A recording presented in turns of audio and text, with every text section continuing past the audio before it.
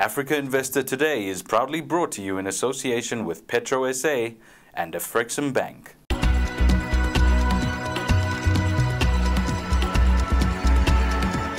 Good day and welcome to Africa Investor Today as we bring you news from the African continent. I'm Zylan, starting with news on politics and economy.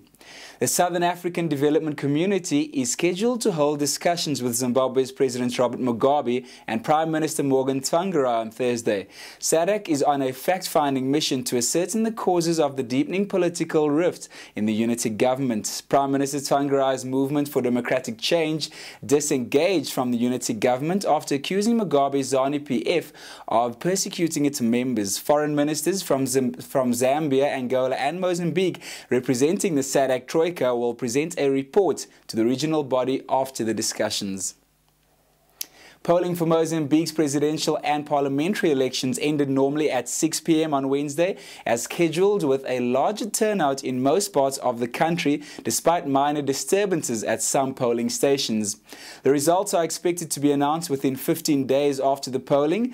Voting got off to a brisk start across the country as planned, with reports suggesting that most of the polling stations did indeed open on time at 7 a.m.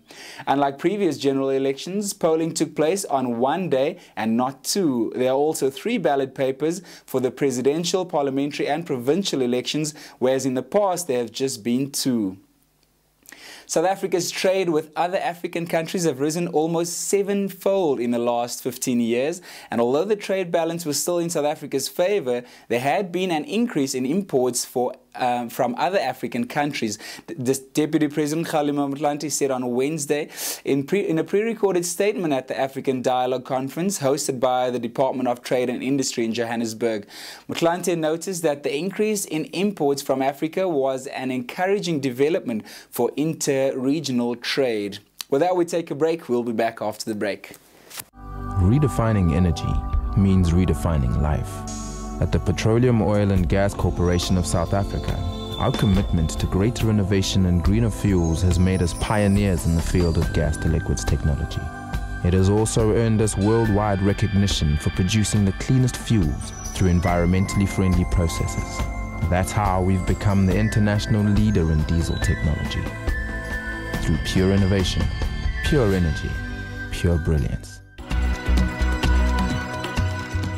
In companies and markets now, Kenya Power and Light Company, the country's sole electricity transmitter, said full-year pre-tax profit rose 74.6% to 4.78 billion shillings as it doubled its dividends. Revenue from electricity rose 52% to 36.46 billion shillings thanks to higher tariffs and lower rates of illegal abstraction from the power grid.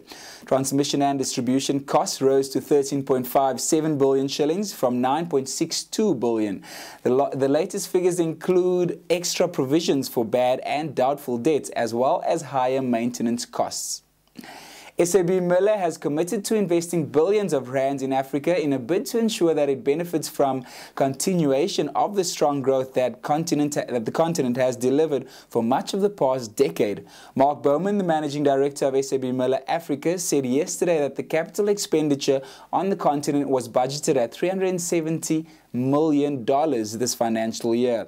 This was expected to reduce to an ongoing investment level of around $200 million a year for the foreseeable future. Africa's relatively high economic growth rate, combined with a comparatively high population growth, SAB Miller manages operations in 16 countries, mainly in East Africa. It has exposure for another 22 countries through an extensive market share arrangement with Castle. We'll be back with banking and finance news after this break. Stay with us. Afrexim Bank is Africa's leading trade finance bank, an organization dedicated to promoting African trade through credit, risk-bearing and advisory services. We pride ourselves on having local presence throughout the continent and are committed to extending our award-winning trade and project finance programs to unlock private sector development continent-wide. We invite you to become a part of our vision for a strong Africa in a changing world. If you trade within Africa, contact us to support you. On to banking and finance now. South Africa's big four banks may enjoy a relatively captive local market, but there's no such luxury in the rest of Africa. Faced with 17 competitors vying for a banking population of just 2 million, the company is forced to literally engage with potential customers in the streets.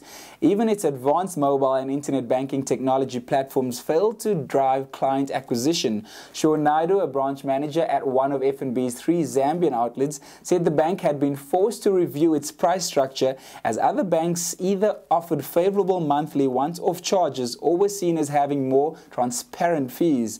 The bank is also struggling to expand its lending activities as its first to attract sufficient retail deposits. Nigeria's central bank hopes legislation will be in place by the end of the year for an asset management firm which could absorb up to 400 billion naira in bad bank loans. Nigeria has injected about 600 billion naira into the banking system since mid-August, bailing out 9 banks found to be so weakly capitalized that they pose a systematic risk to sub-Saharan Africa's second biggest economy. The loans the banks had raked up, including credit to speculators on a stock market which fell 60% over the past year, and unsecured financing to fuel importers who saw oil prices halve over the same period. Infrastructure news comes back. You're watching Africa Investor Today. Stay with us. Africa Investor, the leading African investment magazine, is essential reading for investors in Africa, filled with the very latest in Pan-African investment and finance news. In addition, log on to africa-investor.com to find out more about our exciting capital market, infrastructure and tourism events, and our long-standing investable Africa Investor 100 Index series, which tracks over $600 billion of African equities. Doing business in Africa, you can't afford to be without Africa Investor. Infrastructure news. SAA and Egypt Air are considering forming a joint venture company that would see them work together to reach the routes that are not well covered in Africa. The 2 airlines will meet next month to discuss how best to enhance their code sharing beyond Cairo. If an arrangement is reached, SAA and Egypt Air passengers will have access to more than 35 African destinations that the airlines currently fly to. The chief executive of Egypt Air said on the possibility of establishing a new company was just an idea and no final decision has been taken.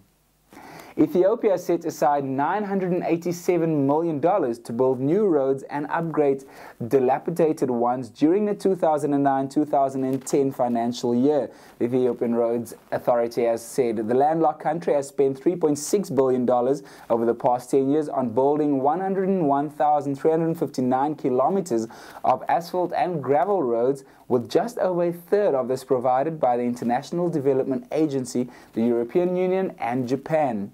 The Ethiopian government paid the rest. On that note, we come to the end of today's bulletin. Take care and join us tomorrow for more updates. For more information, please log on to our website at www.africa-investor.com.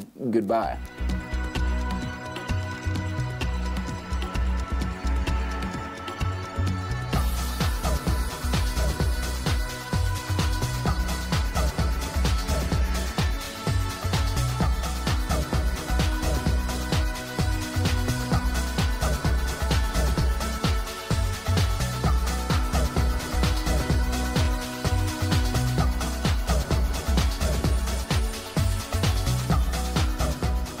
Africa Investor Today is proudly brought to you in association with Petro SA and Afrexim Bank.